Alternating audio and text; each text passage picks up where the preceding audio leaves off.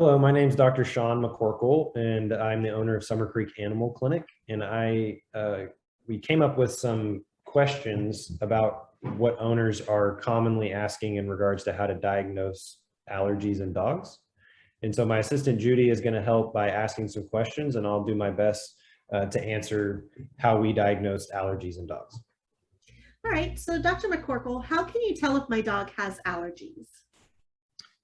Yeah, so the first thing is the most common thing we see with allergies in dogs is skin problems or itching. And so by far the most common sign is just that, itching.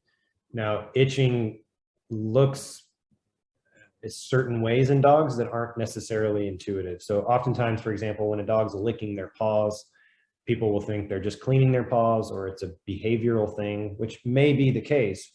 But more often than that, they're licking their paws because they're itchy and they don't have the dexterity to scratch their hand like you and I would, so they lick their paw. Sometimes they bite at their paw. So biting, licking, obviously scratching on their side, scratching their ears, shaking their head, rolling their back on the ground a lot. Those are the types of things that we see in dogs that mean that they are itchy. And an itchy dog is the most common thing we see with skin allergies. Now, of course, other things would be active skin lesions, so redness, red circles on the skin with crusts around them. Hair loss is common. Swollen ears, red ears. And then in addition to that, allergies can sometimes manifest themselves with GI problems. So if you've got a dog that's chronically vomiting or diarrhea, sometimes a food allergy is part of that equation. Okay, and how common are allergies in dogs? Extremely common, especially here in Fort Worth, Texas, where we are. We see allergies on a daily basis. It is definitely in the top 3 things that we see, and in some seasons particularly, it is the #1 thing we see. So extremely common in dogs. What are the symptoms of allergies in dogs? Yeah, we already hit on itching being one of the most common, or the most common thing we see.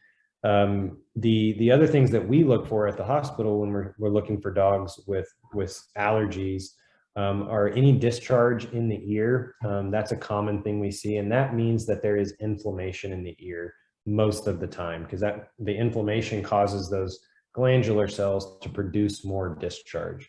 So if your dog's got a lot of junk in their ears, typically that's an indication of inflammation. Most of the time they're scratching their ears and shaking their head, but not always. So we're looking for those things. We're looking for any odor to the skin. Sometimes dogs have what's called seborrheic skin, which is just kind of that oily, nasty coat that is often tied to allergies. And then of course, other types of skin lesions, hair loss, thickened skin, darker, what's called lichenified skin. These types of things we're always looking for as an indication of unhealthy skin that is almost always tied to underlying allergy. Okay, and what is contact allergy in dogs? Yeah, so the way that I think about it, contact allergies are going to be things that a dog can come in contact with in the environment that can trigger a certain type of reaction. So some dogs, that means that they come into contact with something that causes a certain type of allergic reaction that leads to hives, facial swelling, sometimes vomiting and diarrhea, or even in severe cases, collapse, and it can be really dangerous. So there's that type of allergy, and then there's other types of contact allergies that aren't going to be that type of severe hypersensitivity, but that can cause the immune system to respond abnormally, leading to inflammation and secondary infection, and kind of more typically what we see with allergic dogs. How can you tell if my dog has a food allergy? Yeah, this is really important because I see this a lot with clients. They think their dog might have food allergies, Dr. Google or whatever, just trying to discern what's going on, and they'll start switching their dog's food to various different types of foods over the counter. And that actually in the long run can potentially cause more problems because it's exposing them to different proteins that's going to make it harder to discern what the issue is. And so the way that we need to identify a true food allergy, which we do see not uncommonly in dogs, is to do what's called an elimination diet. And that can be done in two different ways. That can be done with a hydrolyzed protein diet. That's going to be a prescription diet that is specifically created with a protein that has been, the actual protein molecule has been broken down into smaller pieces. That's what they mean by hydrolyzed, so that the pieces of the protein, they kind of go under the radar of the immune system. So the hope is that the immune system doesn't recognize them as a foreign protein and respond negatively. So that's the most common type of food trial that we do because those foods are the most consistently readily available, and they tend to work really, really well. The other type of food trial that can be done is what's called a novel protein food trial. And that just means that a protein that the dog has never been exposed to before, which sometimes can be challenging. You have to do a really thorough diet history. And so 10 years ago, people were using, for example, kangaroo. I don't think that's used as much anymore because of the supply issues, but that would be something that the dog's never been exposed to before. So we're putting them on that. That's the main protein, and seeing if we can get the immune system to not respond to that. So they're both doing the same thing, trying to find out what the immune system will be happy with. Now, the other critical part is that whichever route you go with, a few things. First, that it's ideal if these are prescription level diets because they are formulated specifically with this purpose.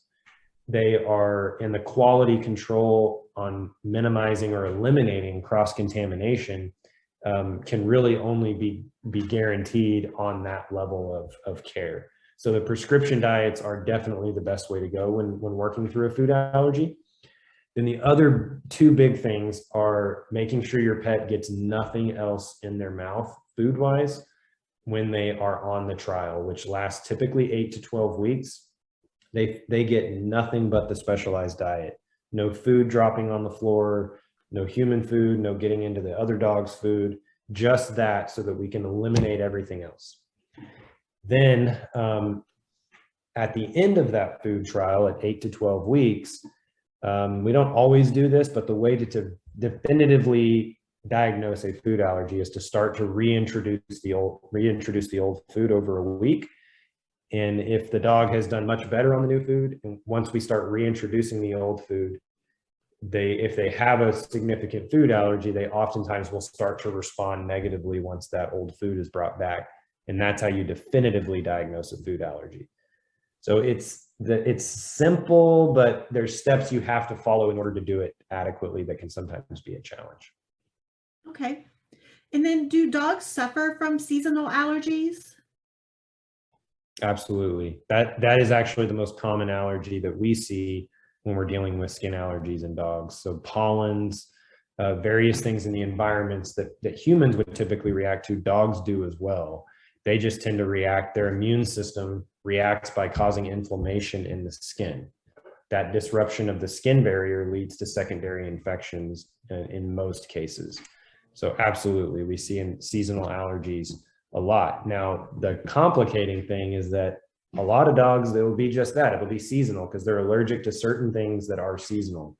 But just because your dog has issues multiple times throughout the year or sometimes year round doesn't mean that it's not quote unquote seasonal. And what we mean by that is environmental allergies, because some dogs are allergic to so many things and the allergies are so bad that they will still have issues throughout the year and not just in the spring or in the summer. And so it's not as clear cut in that regards. Okay. And then last question, how are allergies in dogs different from allergies in humans?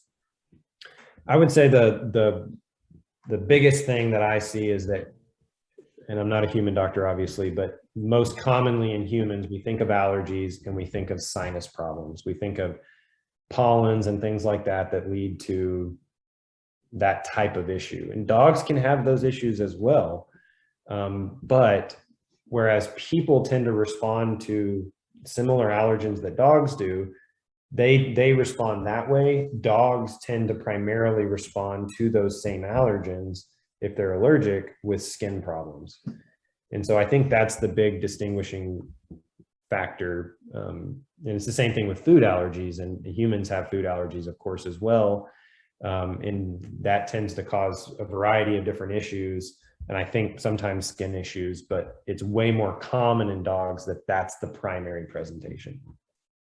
Awesome. And if you have any other questions, we would love to chat with you more about that. You can call us at Summer Creek Animal Clinic at 817-523-1139. And you can also find a lot more information on our website at summercreekvet.com.